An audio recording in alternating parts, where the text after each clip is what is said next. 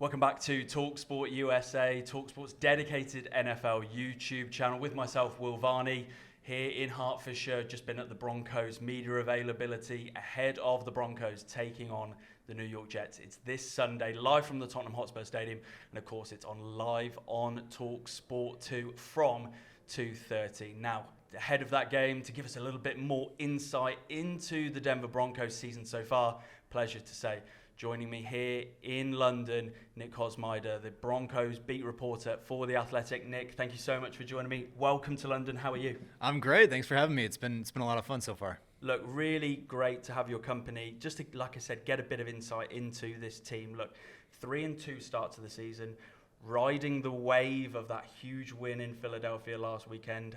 What have you made of these opening 5 weeks of the season from a Broncos perspective? Yeah, it's been kind of an interesting season in terms of having a slow start, right? They were 1-2, played well in a couple of those losses in Indianapolis and against the Chargers, couldn't finish the game. And that was what I think made Philadelphia such a breakthrough for the Broncos. They were down 17-3 going into the fourth quarter to score on 3 straight possessions and get the stops they needed to.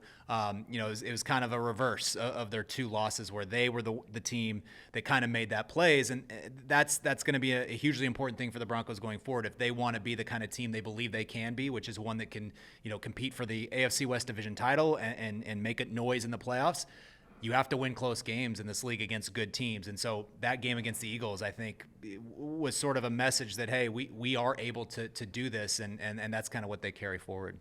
Would you say that win last week was season-defining? You mentioned there there was almost this grit to that performance. They're down 17-3. They're able to come back. They're aggressive for it with that 2-point conversion as well. Do you think that game we could look back on come January potentially and go, that's where the momentum started to shift for this team? I think it has the possibility of being that kind of moment for this team. Obviously they have had a lot of close games, even going back to last year against, the Bengals, the Chargers late in the season, games that they were in and had a chance to win and secure their playoff spot earlier than they did, having to wait until week 18 to do it. And they just couldn't break through. So I do think that this has the ability. Now, you have to finish the job, right? Because if they don't win Sunday, then it's almost as if, you kind of gave that goodwill away from winning that game. And so that's sort of been the discussion all week of, yes, the Jets are the last winless team in the NFL, but they have good players as well. And you can't come here riding off that win and then not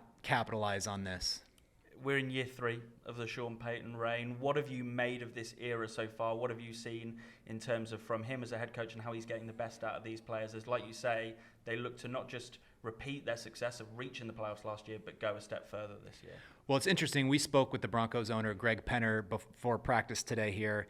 And, I asked him, the last time the Broncos were here was in 2022. It was the first year of this ownership group, and it was a time of, everything being in flux. They had a coach in Nathaniel Hackett. It was his first year. He ultimately got fired. They had Russell Wilson, who they had just traded for.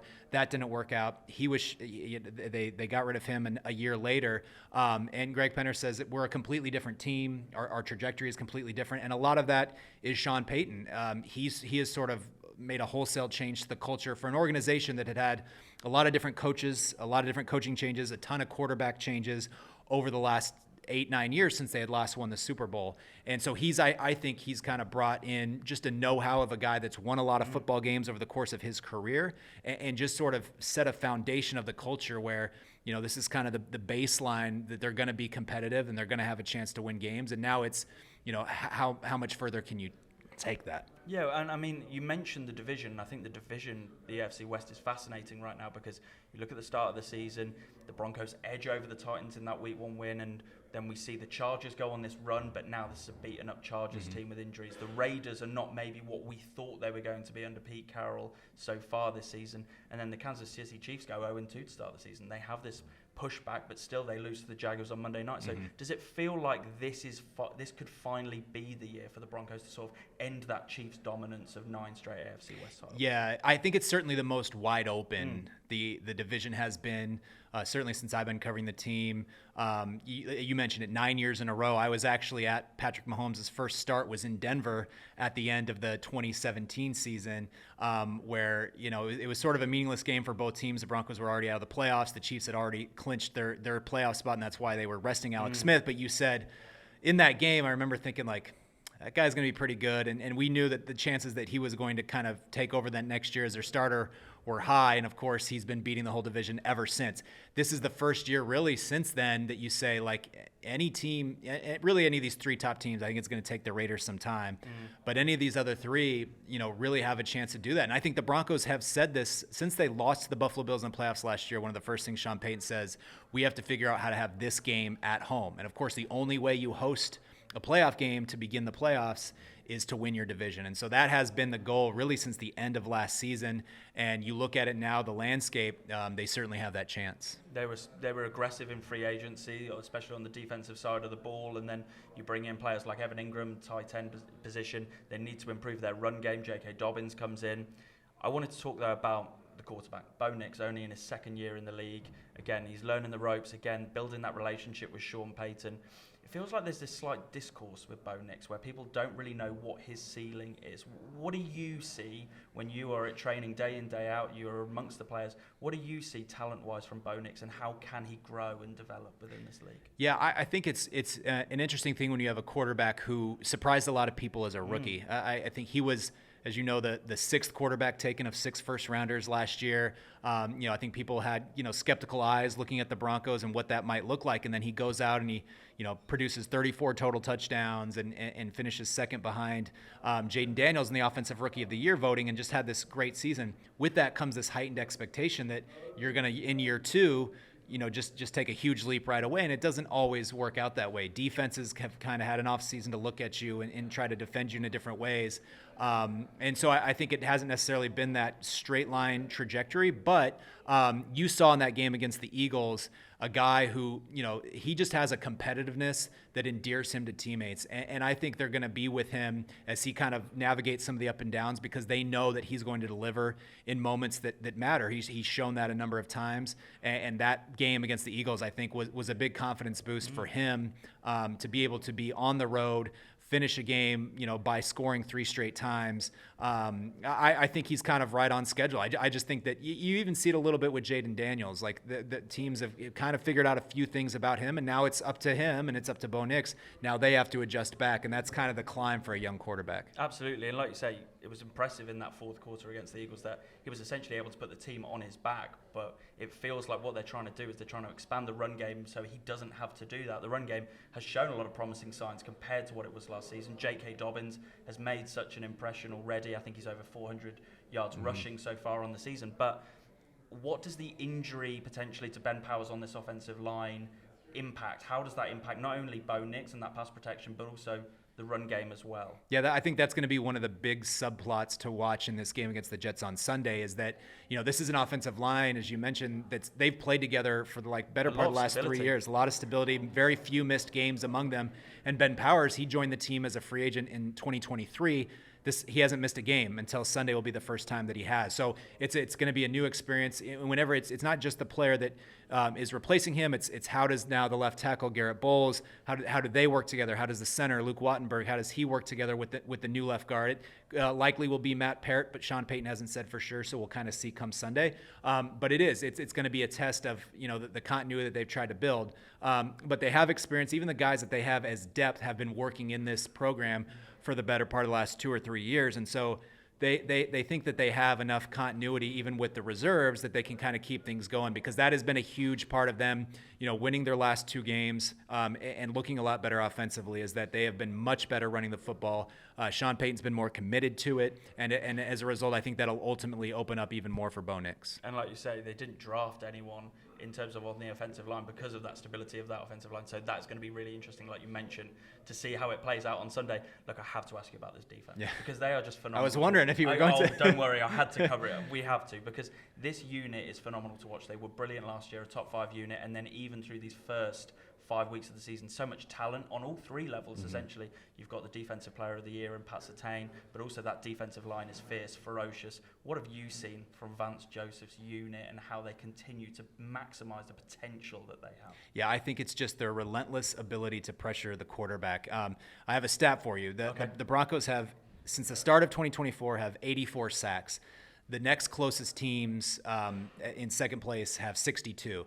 So that's a 22 sack gap. Now, the gap between the number 2 teams and the number 28 teams is only 21 sacks. So the margin of it's a canyon in terms of just how much more the Broncos have gotten to the quarterback. And I just think that they've done such a good job of building the talent, as you mentioned, at all 3 levels. So when you're in the back end and you have a guy like Pat Surtain, you have 2 experienced safeties in Talanoa Hufanga and Brandon Jones, and you have a linebacker like Alex Singleton in the middle, might have some athletic shortcomings, but is smart, has been in that defense a long time. You just move well together, and then the talent up front, every one of those guys can win a one-on-one battle at any moment, and so they can take turns, they can send different looks, they can show you pressure and then back out of it.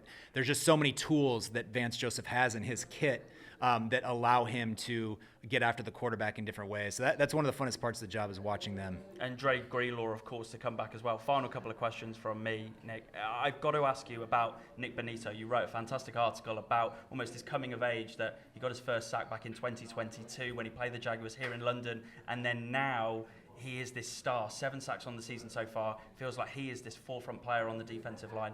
Did you ever see this transition coming? Was the talent there to see back in 2022 that he could reach the heights that he's at now? Well, certainly not in 2022 when we were here at Wembley Stadium that day. And I remember thinking like that with that sack, it's like it was a long time coming. He was playing behind Bradley Chubb and some other veteran pass rushers that the Broncos had at the time, and you weren't sure when his opportunities were going to come. But when I went back this week and I looked at that sack, he comes off the edge really quickly. He gets pinned toward the middle really fast, but then has this whip-quick spin move that gets him back to the outside and almost in one motion brings his arm down on Trevor Lawrence's arms and forces a fumble.